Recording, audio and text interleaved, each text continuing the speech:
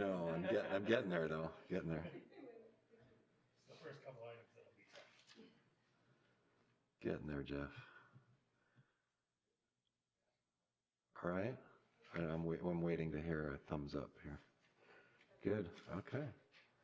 Well, good morning. Officially, we'll call to order the regular meeting of the Coachella Valley Water District Board of Directors of May 11th, 2021 in Palm Desert.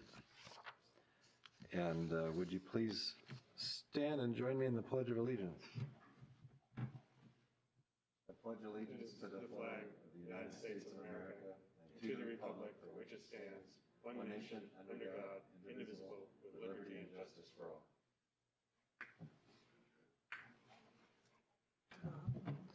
We made it. All right. So I'd like to make clear for the record that this meeting is being conducted by teleconference pursuant to the Brown Act waivers provided for under the governor's executive orders in response to the COVID-19 state of emergency. The agenda states that the public may view this meeting online as there will be no public location for attending in person. This meeting is being live streamed online at the district's website. As stated on the agenda, members of the public who wish to comment on an item within the jurisdiction of the district or any item on the agenda were given the opportunity to submit comments by emailing the district. Such comments will be part of the board meeting record. And are there any such comments? Mr. President, we did not receive any written general public comments or for items on the agenda. However, we do have a gentleman who is joining us momentarily who would like to provide general public comment. Oh, good. All right. Glad to hear that. And then we will have board members participating remotely, at least one. And so I'll make sure to call on them so that we have opportunities to participate as if they're here in person. Good morning, Director Nelson. And so, and we will do roll call votes. I'm assuming that Director Estrada will be on the line. He is. So we'll do roll call votes if that's the case. So let's have the roll called, please. Sure. Good morning, President Powell. Here. Vice President Estrada. Here. I don't know if this is the first time you've turned on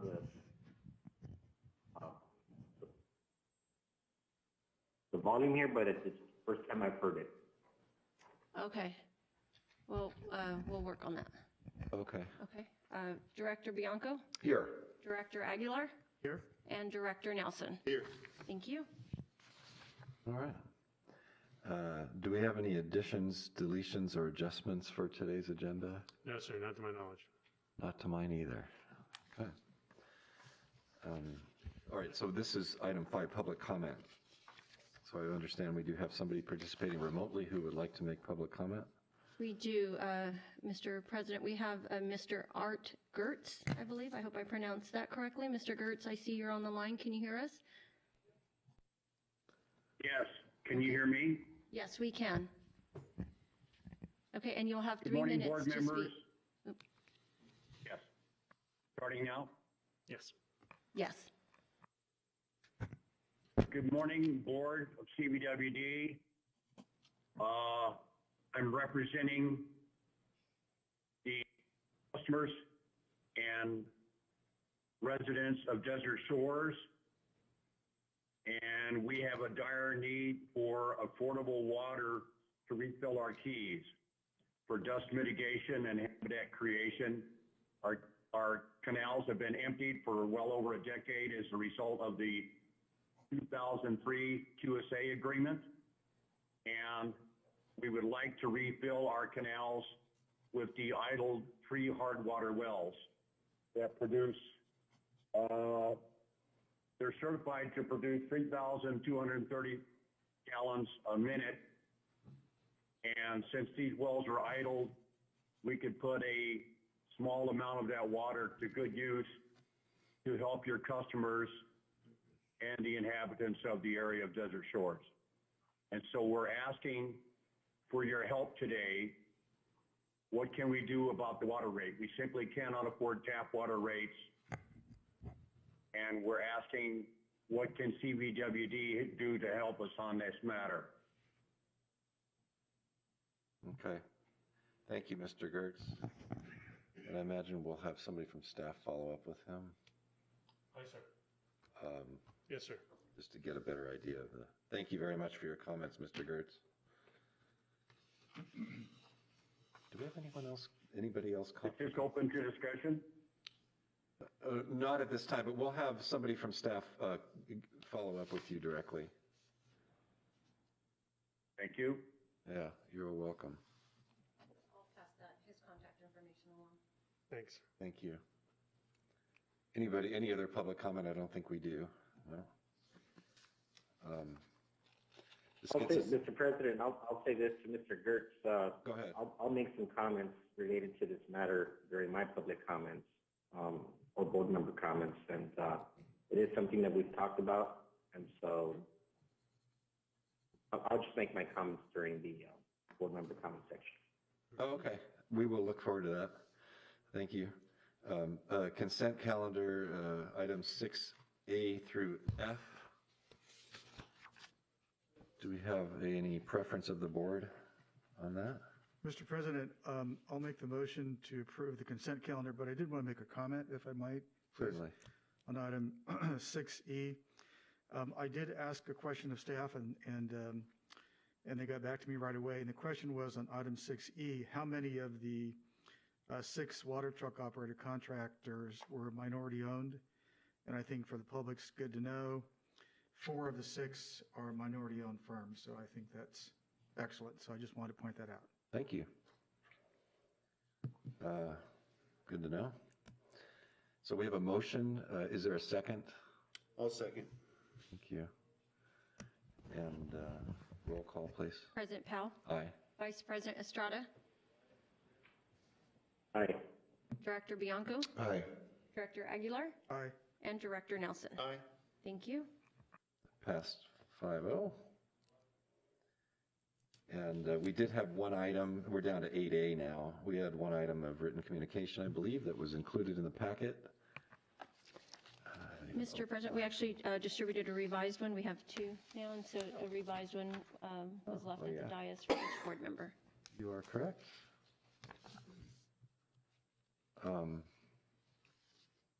Thank you. I see that second one. I wasn't aware of that.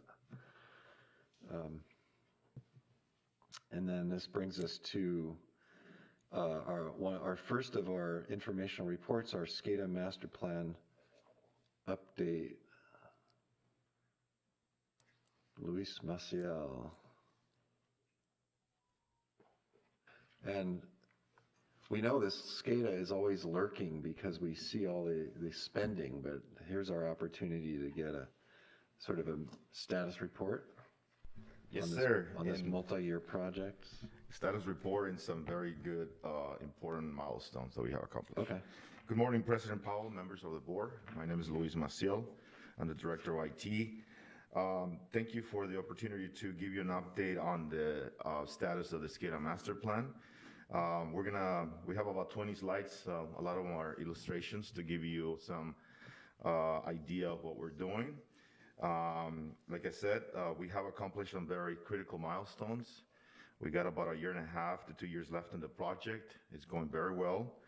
And thanks to everyone in the district, all staff, from finance to operations, to the support from the general manager, the board, our consultant, CGR. It's going very well. Like I said, everyone in the district is participating on this very critical initiative. And with that, I am going to hand it over to Jim Kennedy, who's a principal with CGR, who is primarily helping us manage this project. And he's going to give us a thorough update on, again, some of the accomplishments, where we are and what we have left to do. And also an update on how much we spent. Thank you. Thank you, sir. Jim? Okay. There we go. I think we're live. Good morning, President Powell and members of the board. It's really a pleasure to be here today after being sequestered for the past 12 months. I think the last time I was here was last April when I presented before you. For the record, my name is Jim Kennedy, and I am a principal of CGR Management Consultants, and we are assisting the district with the SCADA master plan. We were the authors of the plan, and we are continuing to help manage the plan through its implementation phase. I have a brief agenda today. Recognizing that we have a new board member, I want to cover the the goal of the program, and also to make sure we're clear on the current status, and then reflect on the work that's currently being undertaken and a very important piece of the work that we have just completed, which is the wide area network implementation. And I'll end with some next steps and some questions. So just to talk about the goal, it is stated as to update CVWD's SCADA capabilities by implementing the initiatives detailed in the SCADA System Master Plan within 6 years. And in practice, that means by June 30th, 2023. That is actually the end of the 6th financial year. So it's not exactly 6 calendar years, but it is the end of the 6th financial year. And to update effectively means to completely replace pretty much every piece of technology. And we use a framework. I'm not expecting you to be able to read the framework, but I do want you to understand that we have 11 initiatives within the SCADA Master Plan, and we have 8 phases. So within that grid of 88 cells, you'll notice that not all of them are populated, but many of them are. And our role as program managers is to ensure that we are making sure that each cell and the objectives of each cell are completed in a timely fashion. And we are currently undertaking phases 4 and 5 in parallel. They're represented by the red box. And you'll see that phases 1, 2, and 3 have been 3A and 3B. We separated those into 2 stages. Have been completed, and completed, I would say, to a high standard. I'll reflect a little bit on the program schedule. Our strategy in order to complete the work within 6 years was to plan it out for 4 years, leaving us a contingency of 2 years, and to see where we needed to manage the slippage. And we have consumed about 18 months of that contingency. We're still expecting to finish more than 6 months in advance of the drop-dead goal, and we are progressing well. The majority of the work will be completed by the end of this calendar year. I think the true test of performance is always the expenditure of money, and this S-curve graph shows you that our planned value, which is the money that we expected to spend in terms of budget, is not very far from both what we have earned in terms of that planned budget and what we have spent in reality. And you'll see that right now we're a little under $14 million. I expect that to catch up fairly rapidly as we reach the end of the year. You'll notice that the actual cost line, which is represented in red, tends to have a slightly scalloped effect as we catch up that work in progress towards the end of the year. There's a lot of pressure at the end of the year to make sure that we have all of the invoices of work in progress encapsulated. And we really only update this graph on a quarterly basis. So you'll see that we will be somewhere over the $14 million by the time we end this financial year in this program, which is expected to invest approximately $23 million, including labor. I only showed $20 million, which is a hard cost, but there's up to $3 million of staff labor. But the program will invest up to $23 million of the capital improvement program budget. I'd like to reflect for a moment on some key accomplishments because I think they have been impressive, particularly impressive on this program. We have developed a new data center in the Critical Support Services building. There is a new control room, which I would say is comparable to any other water district, and then some. I think it really has come out beyond anybody's expectation without consuming any more money than we expected to spend on that. We've also constructed new radio towers. That was an unexpected, not an out of scope, but an unexpected element of the program, because one of those radio towers was intended to be built as part of the Chromium 6 initiative, which of course was then postponed. And so we undertook that work. So there was about $1.2 million of cost involved in just building those radio towers. We've also upgraded the entire wide area wireless microwave network, designed and installed a new SCADA system, migrated the Coachella Canal to the new SCADA system so it no longer uses the old SIPAR system, which was there since the late 1970s. And we have migrated 1/3 of the potable, recycled, sanitation, and irrigation sites to the new system. So we're well on the way to completing the migration. And we do expect, if I show you the cutover schedule, to complete all of those remote sites, except for the 3 warps, by the end of November. So we already cut over last year the sites that were polled from Warp 7. That involved 17 sites, and we call them devices because we're actually talking to a controller at each site. But they are effectively some kind of site, a well, a lift station, an irrigation valve, something of that nature.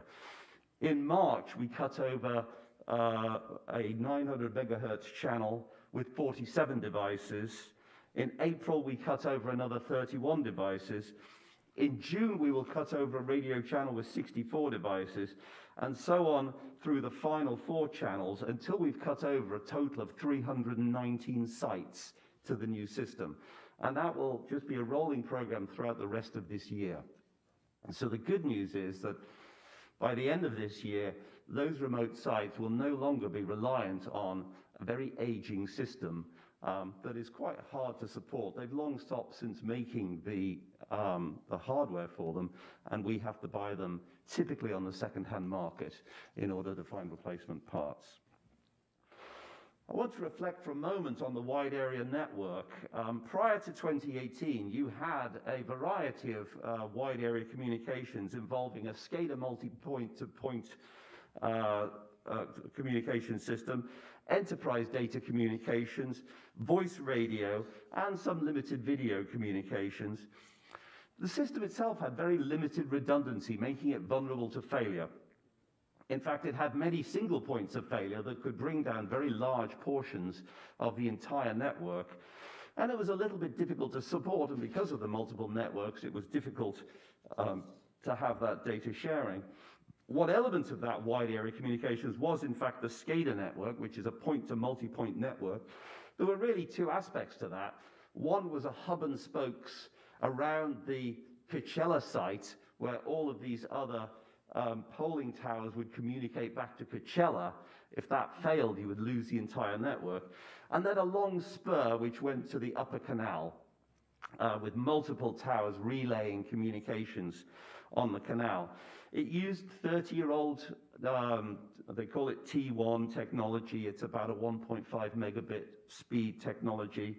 Again, very limited bandwidth, limited redundancy. A failure on one tower would cause the whole chain of towers not to be able to communicate.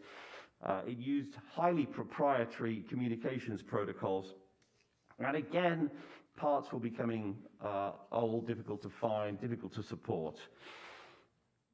In the SCADA master plan, we had a vision for a new system, one that would use industry standard, non-proprietary protocols that would have redundancy so that we could tolerate failure, that would have 2 centers of control, 2 control rooms. So we added a control room, so we will have both Coachella and Palm Desert able to communicate independently with all of our sites. We would have the integration of data, voice, and video into a single network that can also be segmented to provide control and security.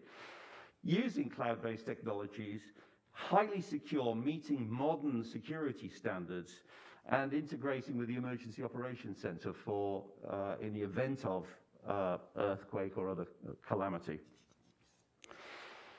So we have achieved and fulfilled that vision with a new wide area network that has a fully redundant ring topology. It uses licensed frequencies in the 6 gigahertz and the 11 gigahertz frequency range, multiple channels, very significant data rates between 25 and 1.2 gigabits by comparison to the 1.5 megabit channels we're using. So that's 25 to 1,000 times faster than the channels we were using. Encrypted communications, previous communications were sent in the plane, they are now encrypted. Meeting the Cybersecurity and Infrastructure Security Agency standards, federal agency that sets standards for these kinds of things, and segmented into virtual networks so that we have control, but we also can manage the bandwidth and capacity needs of each of those networks. It physically looks quite like this. I call it the Olympic rings. And in fact, this vision was realized in part because of the board's understanding of the risks involved here. We hadn't intended to make that fifth ring fully redundant, but when we gave a board update some years ago, it was the board that said, hang on a second, why are we allowing us to still have a single point of failure? Let's not do that. And that was the genesis of building the additional West Shores Tower and making that final fifth ring fully redundant. So we now have 5 rings using 17 towers, 21 hops, 54 radios, 58 antennas, 34 routers, and multiple channels depending on the ring. As part of the project, we took a look at the 15 existing towers, and we found that we needed to do some fair amount of remediation on a number of them. And so we have done bracing in order to bring them up to current safety standards for wind, flood, earthquake, etc., in addition to the construction of the 2 new towers at Warp 4 and West Shores. So I'll show you a quick picture of the 2 new towers. There's no really good way to take a picture of a 250-foot tower, but I think those are reasonable representations of what you've received for $1.2 million. And I would say that they were done well and on a timely basis. I think you can see that we haven't done any violence really to the skyline. This is the Coachella radio tower both before and after. You could argue that it doesn't look any better, but it doesn't particularly look any worse either. So I think we've retained the spirit of trying to reduce sky pollution and do everything we can to mitigate the visual impact of these things. Again, we have towers at Palm Desert, Cactus City, Oasis Tower. There's been remediation on these towers. We've built brackets on Oasis Tower to accommodate the new equipment. And I think this slide gives you an appreciation of the dangerous work it is to mount that kind of equipment on these towers. And it was done without any safety violation or any physical injury, which I think is a critical thing on projects like this, where you have people scaling towers and hauling equipment up them. I do want to mention that that this is the microwave radio network that we have completed.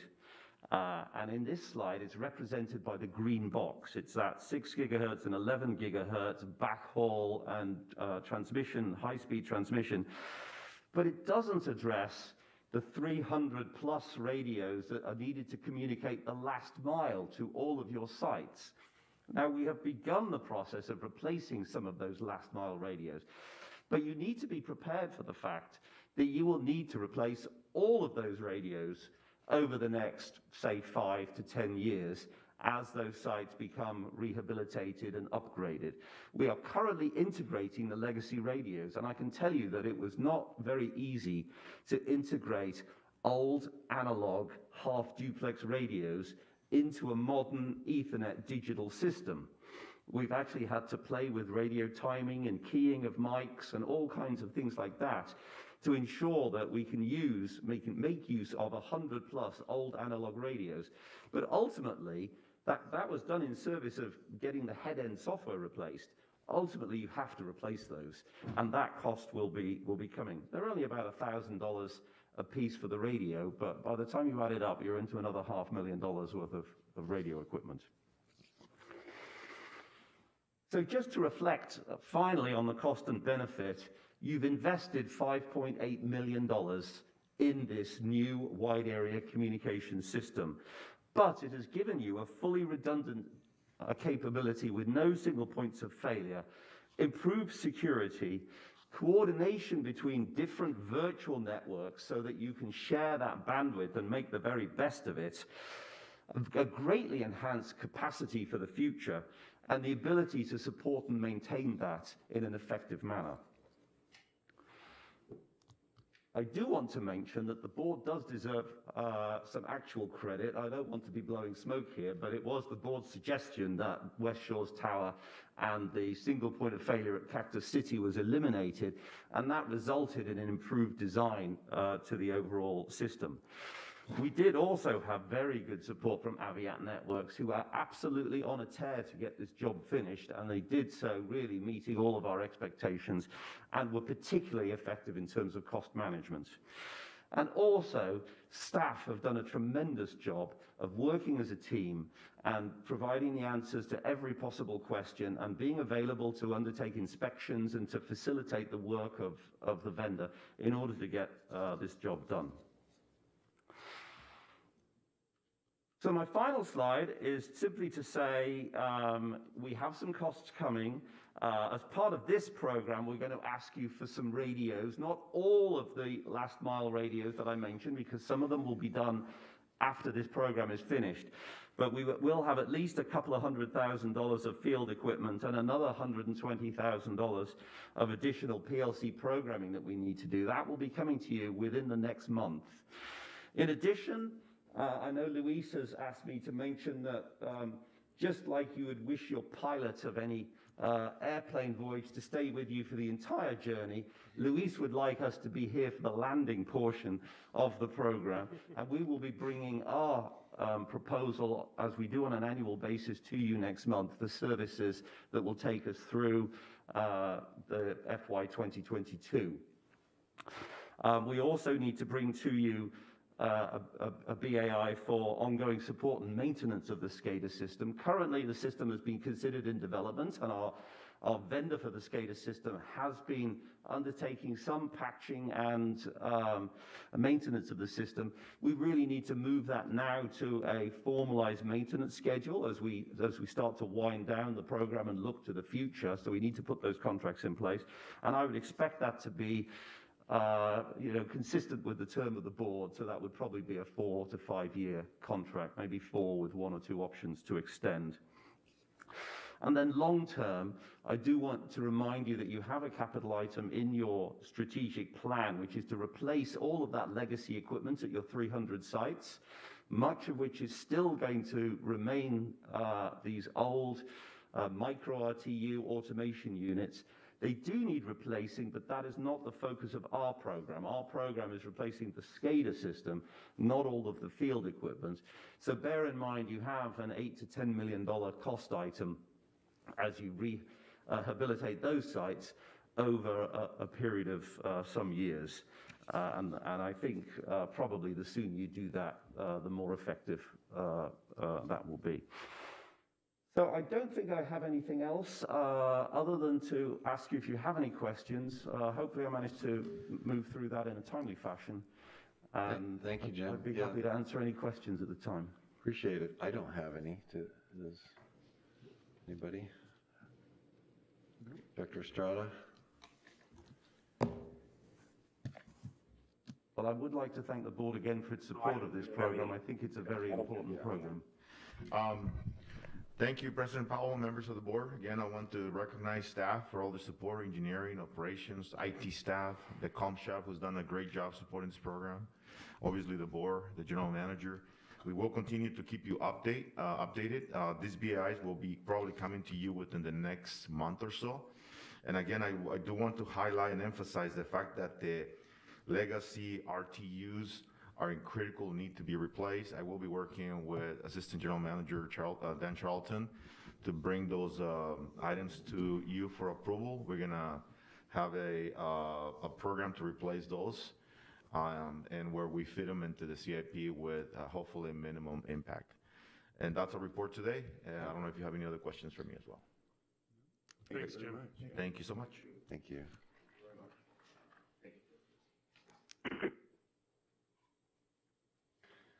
And next we have an update on our strategic plan.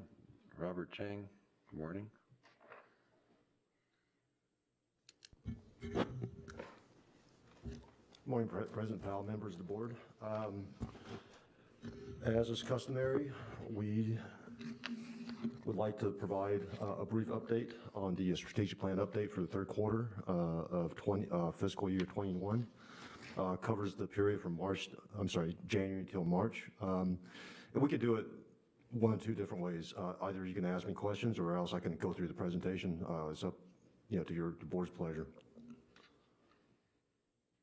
Anybody want to see it? I know I've already looked at it. It's no surprise in there, I don't think.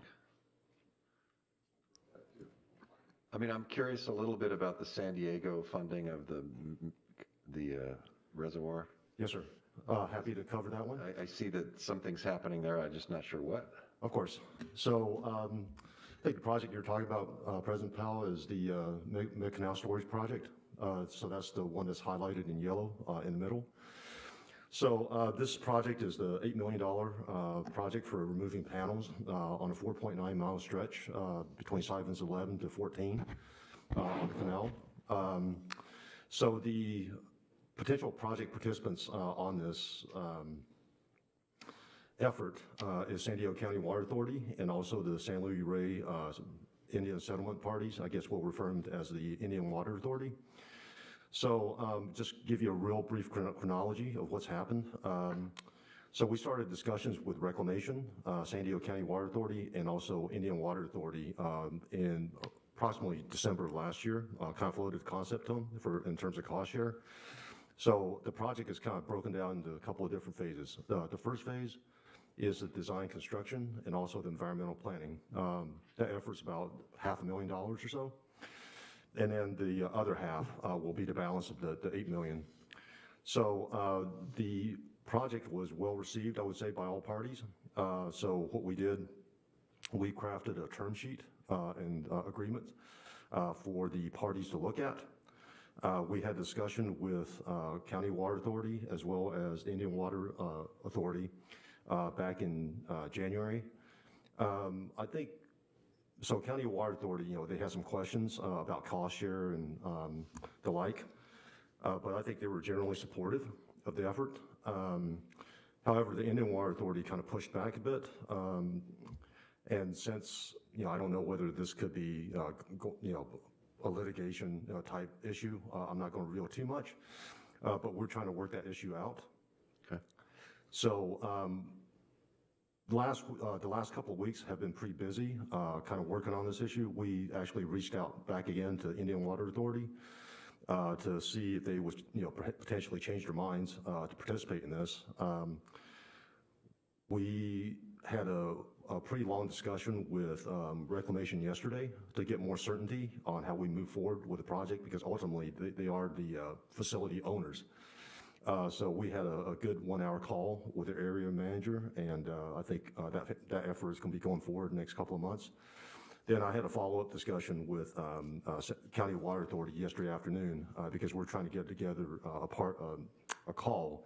an update call with the Indian Water Authority as well as County Water Authority in the next couple of weeks. Hopefully we can make some forward progress on that. So that's the update. Okay, yeah, that's useful. You're working it.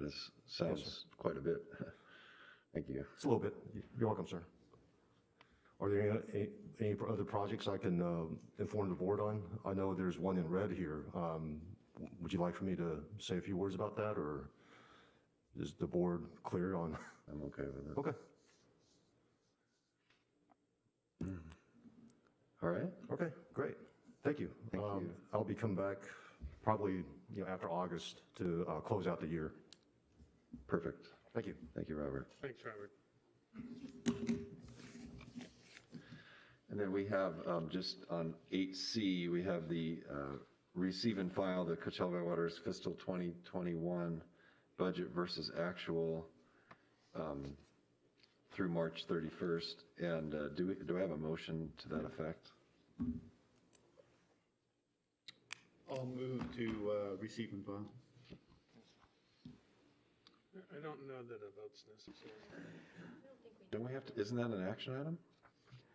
It's informational here, and if it's something that you commonly receive as information, I mean, it never hurts to have a motion to receive and file, but I don't think that's commonly required. That has not been our practice. I know it's. But it's up to. Okay. Well, is there a second? Okay. Never hurts to have I don't think it hurts. file motion. Hurt. No. It doesn't hurt. All right. I know it's kind of interesting that it's under informational, I guess, whatever.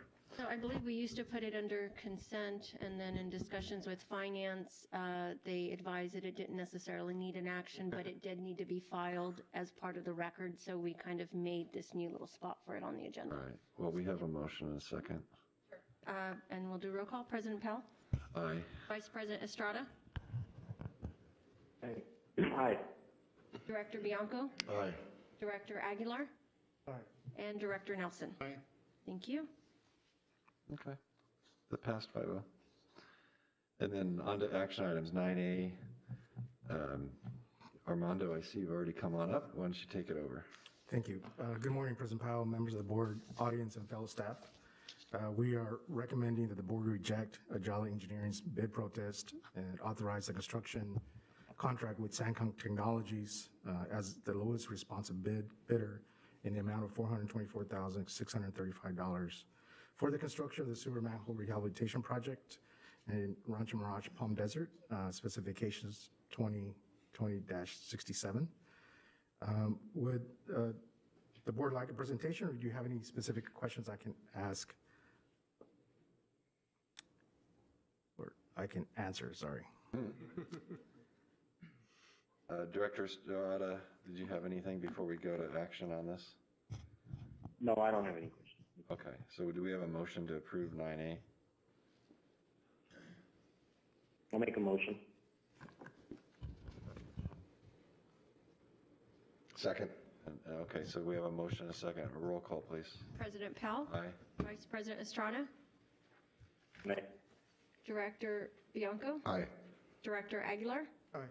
And Director Nelson? Aye. Okay.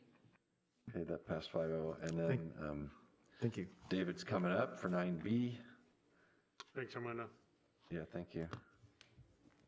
Property acquisition. Go ahead, David. Good morning. Morning. Okay, the purpose of this item is to authorize the general manager to execute a purchase and sale agreement and joint escrow instructions with the McCray Family Limited Partnership for acquisition of approximately 2.88 acres, APN 691070011. The total cost of this request, which includes the acquisition of the 2.8 acres, also includes a 0.2 acre temporary construction easement to facilitate construction. Title escrow closing costs and a 5% contingency is $1,824,576. The project, as you can see here on the map, takes up the entire frontage of the property here on Avenue 40. And as I mentioned, the footprint takes up the 2.88 acres.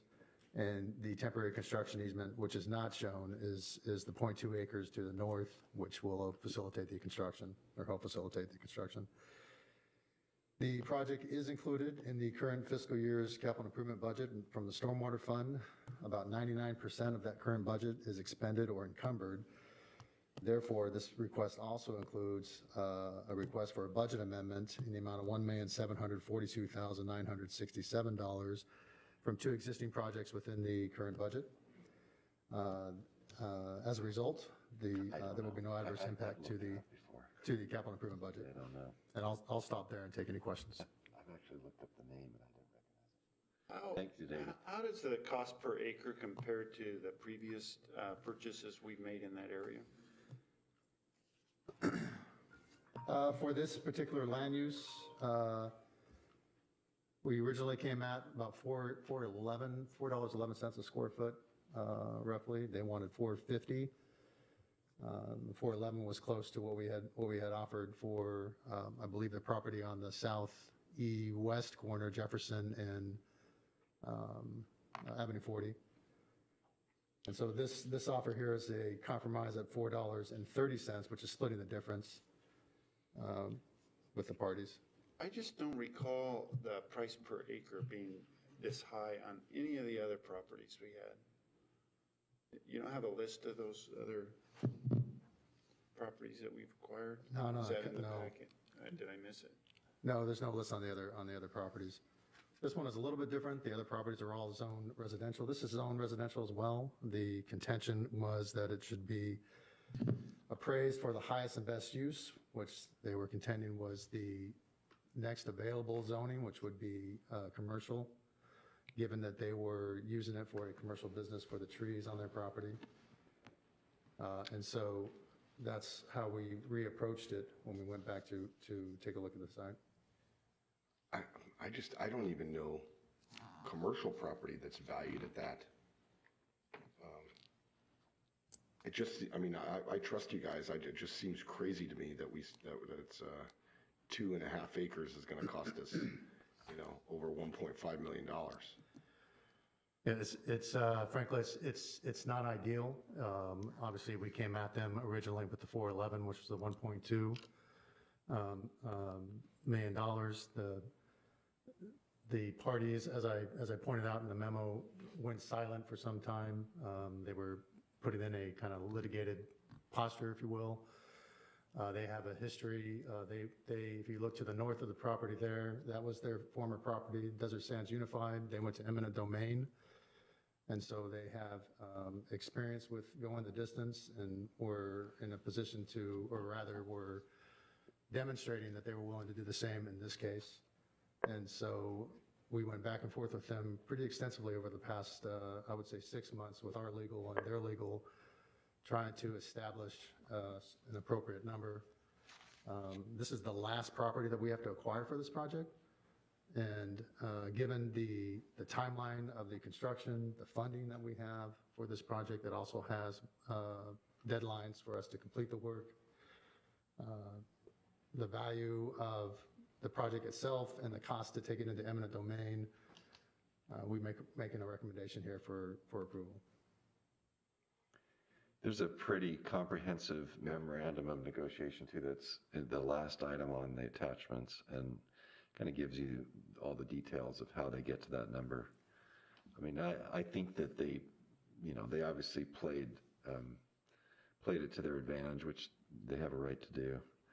But the pieces all seem to fit together in my view, based on that letter. I mean, there's a lot of pieces. I get it. The trees and the the severance value and the lack of, now they have an access point, but they're not going to have all that frontage on 40th, et cetera, et cetera. But they never really had it if it was a floodplain to begin with.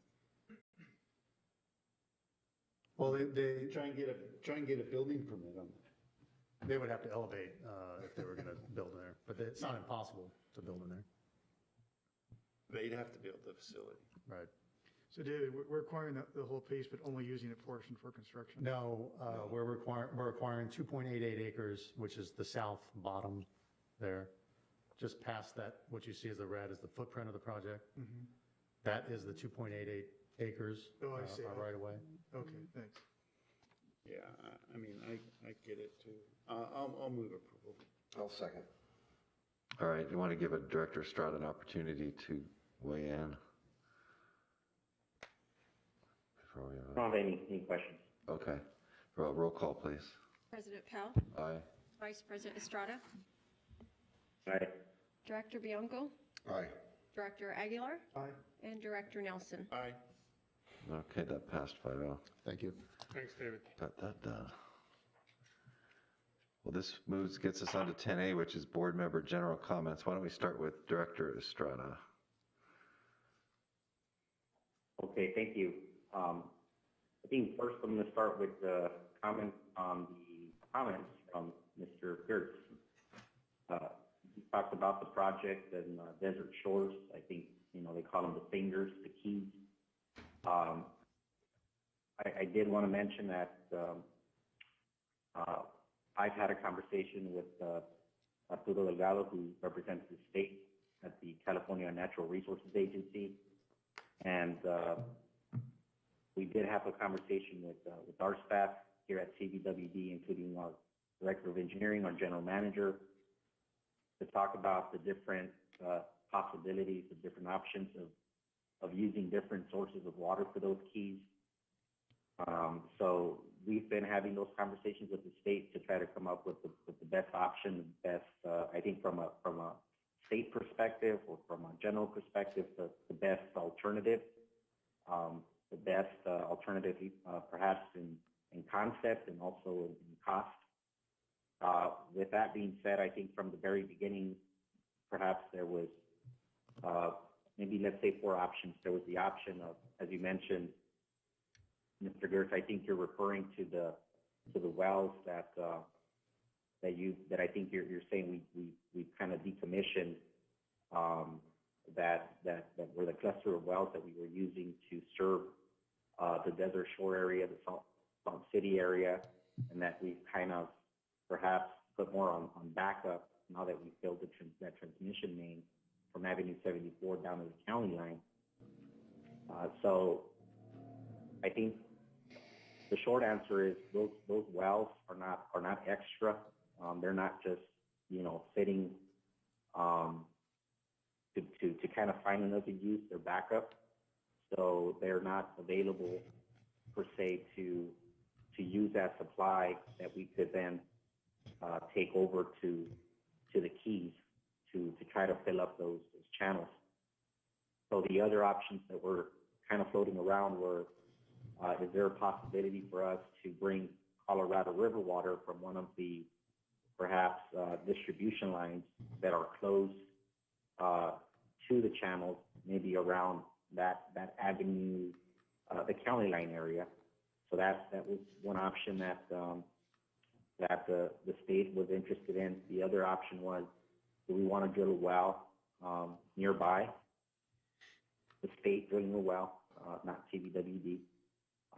And then the other option was whether we would be able to tap into one of the domestic lines within the community that surrounds the channels as a way to supply the channels.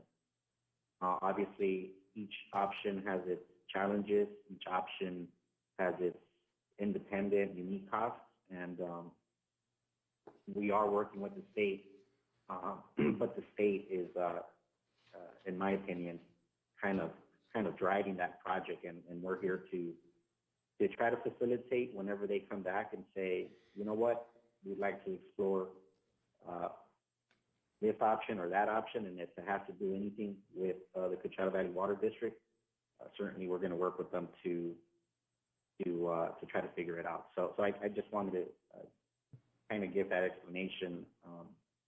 I think that's what you were. That's what you were, I think, bringing up, and so I wanted to give you a little bit of an update on that, and an opportunity maybe for the other board members to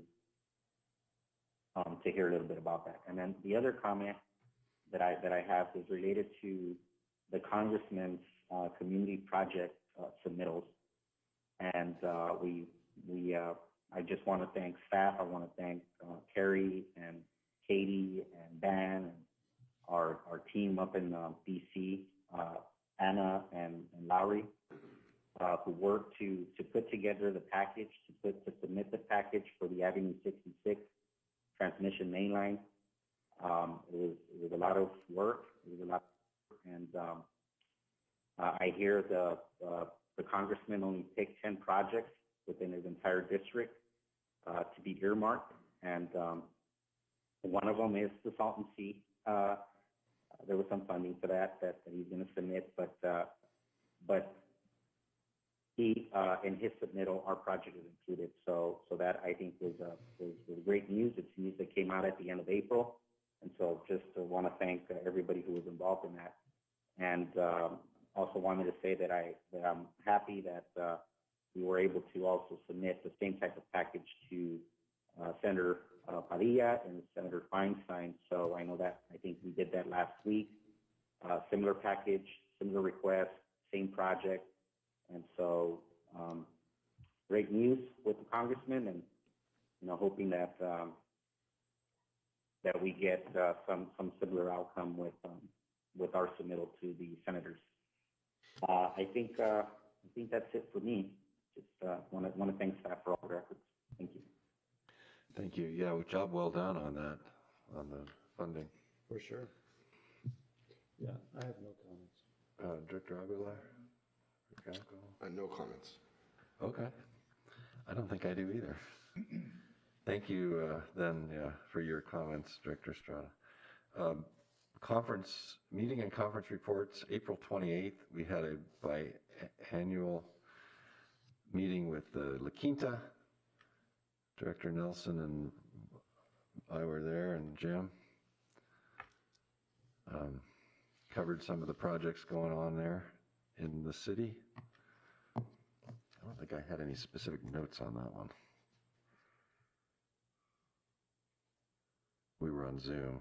Yeah, a couple of the projects. I mean, obviously, the Lake Cahuilla is a high priority for the city, being that it's in their city limits and with the triathlon there. So there was some discussion on that, as well as the Dune Palms Bridge there with the scouring issues, and then a number of the issues related to the Silver Rock development with the hotels there and what was going on in those realms. So I thought it was a good meeting.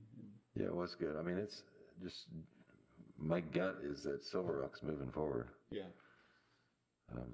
I think it is. Thank you. Yeah, I didn't have notes. I don't know why on that meeting. I usually take notes. All right, thank you. Then April 30th, the Living Desert Board of Trustees. I did not make that. Did not make, okay. May 3rd, Avenue 66, Director Estrada. I think the title's a little bit wrong, although it does touch on the project, but the meeting was really with the Coachella Valley Housing Coalition. As we mentioned this in the past, I think we know that they have some affordable projects, some affordable housing projects in the Mecca area that have been kind of on idle due to supply issues, and the Avenue 66 transmission main is a project that I think would open up some of that opportunity for those projects to be completed. That is one of the reasons why I think the congressman picked the project due to the opportunity there to kind of piggyback on some affordable housing projects that needed in the Eastern Coachella Valley. So it was more of an update. We met with staff, with the general manager or director of engineering to get a sense and give them a sense of perhaps timelines and how soon we could get some of those projects complete with all these moving parts. And then that was the gist of it, is just giving them an update. How far are we to perhaps activate a phase of one of the projects they have there, and we're thinking maybe 2 years. Okay. Then May 4th, Public Finance Committee meeting. Yes, Mr. President, we met with Vice President Estrada, Jim, staff from the Finance Department, and our investment advisor from Chandler. They presented, they do a pretty extensive report. They presented some journal economic updates and did highlight that recent GDP growth has been the best since the 1980s. But most of the time was spent discussing our portfolio investment performance, which continues on a long-term basis to outperform our benchmarks, which is really, I thought, really great news, considering our portfolio value is about $375 million plus or minus. So just wanted to mention that. So kudos to our staff and to Chandler for, I think, doing a great job. We also had an update on the Oasis bond offering. Staff's working diligently and very hard on the offering documents and the official statement, getting ready for an issuance in the summer. Thank you. Good report. I don't have any additional comments. Okay, thank you. And then May 5th, we had the Rancho Mirage 2-on-2, Directors Aguilar and Estrada. Director Aguilar? Okay, thank you. Yes, we met with Mayor Wheel and Councilman Kite, City Manager, and their Community Development Director. Jim reviewed the water consumption numbers, went over several developments in the queue. There was extensive discussion on the quite large Section 31 project. And the mayor indicated that grading is going to be on that project this summer on the residential and commercial portions. There was also considerable discussion on the Frank Sinatra Bridge and the impact on our water line, but since that bridge project has not been funded by Caltrans, that's probably not going to happen for several years. We did also discuss collaborating with Rancho Mirage staff on developing some talking points on water conservation for that Section 31 project, and I believe Katie and others are working with Rancho Mirage staff to do that, so appreciate that. Thank you. The only thing I'll add is that it seems that every time there's a bridge that needs to cross the storm channel, it appears that this is it almost catches the cities by surprise, or whoever's moving these bridge projects, that we're asking for whatever we're asking. I forget the technical term for it, but it sounds like it adds millions of dollars of expense, and maybe there's a better way for us to catch that at the forefront, to communicate with the cities. I know that there was a comment that was made that perhaps CBAG, this is something that CBAG should be addressing, but it does seem to be a cost that's not a small cost. I think just for this project it was around maybe $6 million, and that's the portion that Caltrans was not willing to fund, that I think is making this project difficult to move forward. So I know it's not the first time I've heard it, so we have another project. I know the city of Coachella is moving forward on the Avenue 50 crossing, so maybe, hopefully they're keyed into that by now. Hopefully. I can't confirm that they are, but hopefully they are. Yeah. Okay. Yeah, but we had one. Didn't we have one for La Quinta as well? I think we had one for La Quinta or somebody else, but I've heard it. Somebody else is doing a crossing where we had to tell them you got to do the work that we're requesting. Yeah, pretty much every crossing so far. I mean, Adams was a problem, Dune Palms is a problem, Frank Sinatra is a problem. It's just, that's why we were kind of hoping that CVAG, as the regional transportation authority, would help clue the municipalities in those early planning stages when they go after funds from the state. They're not necessarily talking to us at that point. They're trying to keep the project down. It's a very competitive environment. And so they don't think about things like, whether or not we've got active domestic or sewer lines in the area that may need to be relocated. They don't think about, the fact that they're going to take the road out once they raise it, and that's going to create flow problems within the stream from a hydraulic standpoint, which then causes them either to have to put in a grade control structure or to deepen the footings on the slope protection, because we've allowed people to build right up to the edge of the channel. I agree. Yeah. There's a disconnect there, and I don't know who's the big lead, but it sounds like there's, they're taking into account this cost again, and it seems to be causing problems for them. Maybe that's a standard item we can put on our 2 and 2 agendas. Mm-hmm. Just like, heads up, guys. This will cost you more money. Yeah. All right.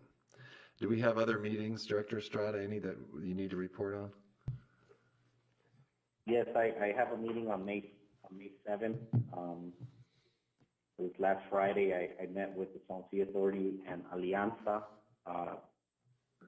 community organization, nonprofit, does a lot of outreach in the Eastern Coachella Valley, does a lot of outreach related to the Salton Sea, and we met with them to start talking about public education, public outreach, how that is going to look like, what it needs to look like. We do a task within our agreement. It was executed a few weeks ago with Department of Water Resources for the $19-20 million for the North Lake project, pilot project, and so we're starting to think about the public outreach component, and so we had a meeting with Alianza for that. And then on May 4th, there was a meeting between the Salton Sea Authority, Riverside County, and California Natural Resources Agency. We had a meeting with Secretary Crowfoot, and it was to discuss, there's right now 4 alternatives that span from perhaps the mouth of the river all the way to the state park, along the kind of North Shore frontage. And we can fit, you know, a lake that's 100 and whatever the number is, 140 acre lake, in 4 different areas. And we're trying to figure out what the best alternative is. I think we've picked one, but we're dealing with CEQA issues, and we have some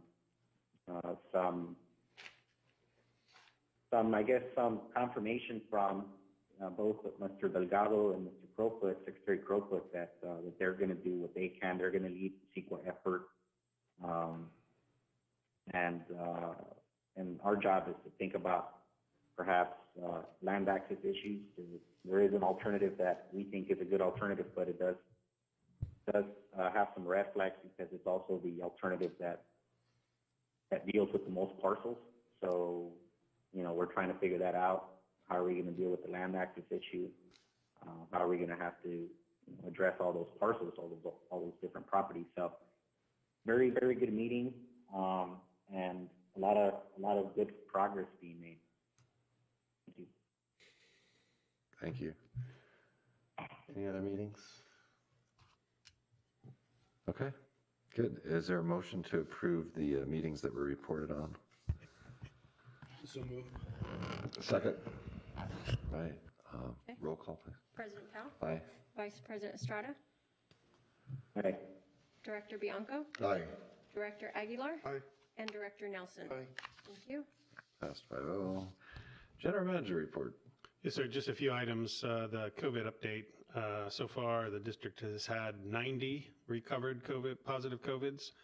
We have 0 current positive COVIDs. We did have 2 mortalities.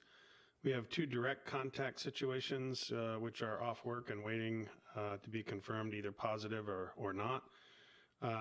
Cases in May to date are 0. Staff is looking at a way to allow for in-person public comment during the hearings on the 2nd of June for RAC and the 8th of June for domestic. We do have 2 special meetings coming up. In addition to the board meeting on the 8th, we have a special meeting on the 2nd, which is the RAC, and then a special meeting on the 15th, which is the budget. The only other thing I've got is I've asked staff to research whether or not we have received the lease extension for Lake Cahuilla, which the county approved on the 23rd of March. As of last week, we had not received it, nor had Reclamation received their lease extension. And I'm concerned because we had assurances from the county back in October that they would extend their leases to meet up with the March date, and nothing ever happened. So I don't know what to do if the leases aren't returned signed. I did threaten in the past to basically close the lake to the public because of liability issues. I recognize that the Board of Supervisors did take a vote to approve the lease. I don't understand why it takes them 2 months almost to get those documents back to us. Yeah. And that's all I've got, sir. Yeah, thank you. Council. Yes, Mr. President, just real briefly, as we hopefully transition out of the pandemic and out of all the executive orders and regulations that have been in place, there still really isn't anything to report. I would report that there are a number of things that are in a holding pattern. And when I say holding pattern, I mean there are 3 potential Brown Act bills that could accommodate or address the continuing use of teleconferencing after the pandemic is over with virtual participation. As you know, prior to this, you could do teleconferencing, but you had to post an agenda at each location where it was taking place. So there are a number of bills in that area, but nothing has come forward yet. The other big issue is when will the moratorium on shutoffs be lifted by the governor? Still no sense that that's going to happen anytime soon, but that's something that we're also monitoring. Along with that, they're still in a holding pattern how or when the unpaid water accounts, if there will be funds available from the state or federal government to help pay for those unpaid accounts. That money is being pursued, and I'm not up to speed on all of that, but once again, when the moratorium is to be lifted on the actual turnoffs, 2, how to compensate for the amount of money that's not been paid, and then 3, how we move forward with those accounts is still being worked on, but something that we're keeping track of. And then finally, as you know, there have been some recent Cal OSHA regulations dealing with returning to work and workers who are fully vaccinated in terms of how they can work in the indoor environment. So I just wanted to let you know that we're keeping track of these things. There is progress as opposed to the way we were a year ago. But we really think there's going to be some movement on the Brown Act at some point. We really think there's going to be some movement on what to do with the shutoffs. And so we'll certainly let you know as soon as we hear. That's all I have, Mr. President. Thank you. And if I may, Mr. President, just a point of clarification on the turnoff moratorium. We had initially applied that to all accounts, and recently we have begun to reevaluate those irrigation-only accounts which have not been keeping current on their payments. The moratorium by the governor applied specifically to residential and to essential businesses.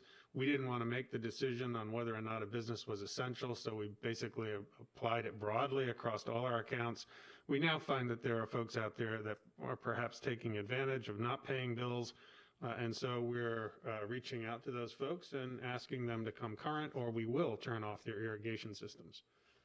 So those are landscape cut. Yes, sir. But there are also residential units of a rather large size that have dual meters, one for domestic use and one for irrigation use. Yeah. And that's all I've got, sir. Okay, thank you. Do we have any department reports? No, sir. Nobody got to me before the meeting, and I don't see anybody rushing up to the podium at this point. So. Nor do I. Good. Well, then, at this time, the board will recess into closed session to address the items 12A and B on the agenda. We will reconvene here after closed session to report out.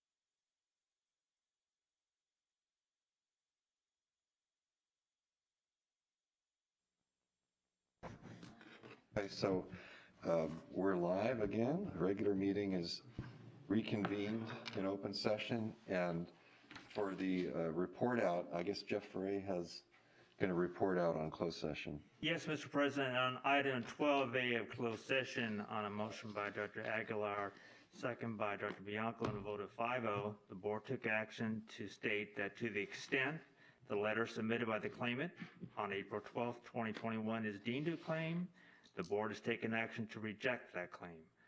And there was no other reportable action, and no reportable action on the second item. Thank you. Thank you. That's it. And we have no further business. So we are adjourned, 10:02, yes.